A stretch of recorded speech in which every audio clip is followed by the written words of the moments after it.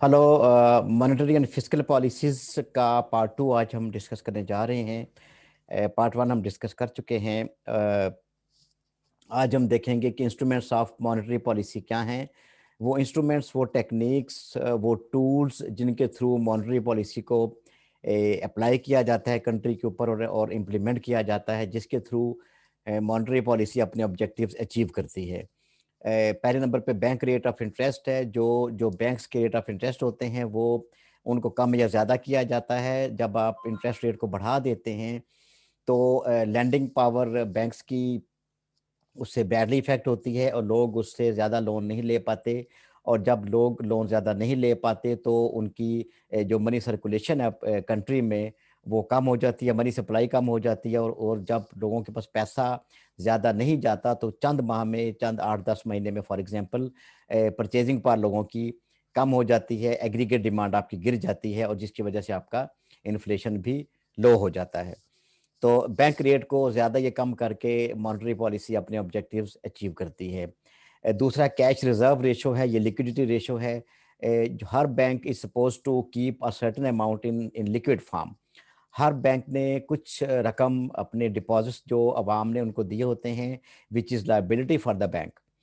उन जो रिज़र्व उसके पास जो डिपॉज़िट्स होते हैं उसमें से वो बेशतर हिस्सा इन्वेस्ट कर देते हैं बैंक्स और बाकी कुछ हिस्सा रख लेते हैं अपने बैंक के अंदर, ताकि जो डेली लोग उनसे डिमांड करते हैं पैसे की, जो लोग एटीएम के थ्रू या चेक्स के थ्रू या दूसरे तरीकों से पैसा निकलवाते हैं, उस नीड को मीट करने के लिए एक थोड़ा-सा कैश वो उस ज़रूरत के मुताबिक रख लेते हैं, बाकी वो पैसा बैंक्स इन्वेस्ट कर देते हैं।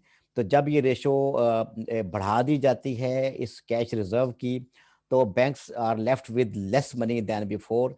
और जब उनके पास पैसा कम हो जाता है, तो वो उनकी लेंडिंग पावर भी कम हो जाती है और वो उसका फिर सेम इफ़ेक्ट होता है, जैसे हमने इंटरेस्ट रेट में बताया। अगर कैश रिज़र्व रेशो को कम कर दिया जाता है, then banks have more money to lend and invest.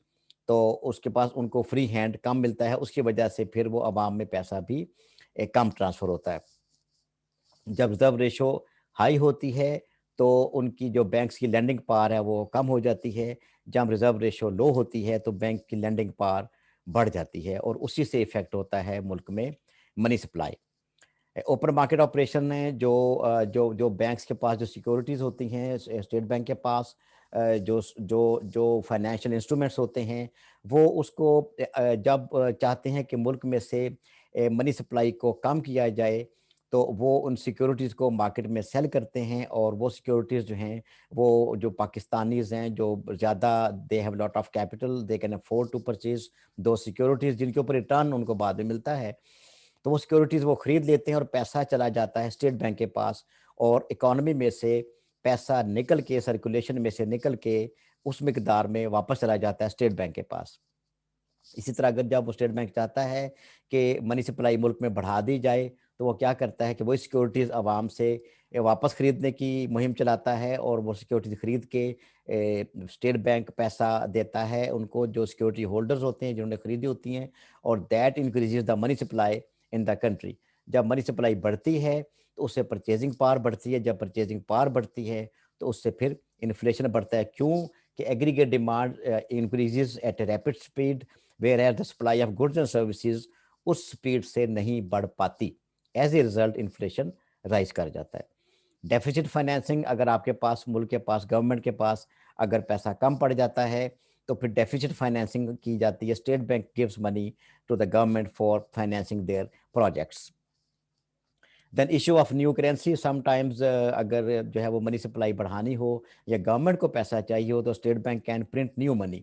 लेकिन नई मनी प्रिंट करने के लिए, नए पैसे बनाने के लिए, they are not free to use any techniques. They can not make as much money as they can not print as much money as they can. There are proper rules जिनके तहत आप एक लिमिटेड अमाउंट में currency जो है वो produce कर सकते हैं और नोट बना सकते हैं, छाप सकते हैं। क्रेडिट कंट्रोल, जो आप लेंडिंग की होती है आपने बैंकों को, और बैंक आगे उसको अपने मार्जिन पे लोगों को, बिजनेसमैन को लोन दे रहे होते हैं, क्रेडिट दे रहे होते हैं, that can also be control through the monetary policy. और जब वो चाहता है कि दुनिया, जब पाकिस्तान, जब लोगों के पास मनी सप्लाई बढ़ जाए, तो इस क्रेडिट कंट्रोल को वो टाइट कर लूज़ कर देते हैं और जब वो चाहते हैं कि लोगों के पास पैसा कम हो, तो वो क्रेडिट कंट्रोल को टाइट कर देते हैं। तो these are the instruments through which the monetary policies implemented. इसके ऊपर मज़ीद डिस्कशन करेंगे आने वाले क्लिप्स में।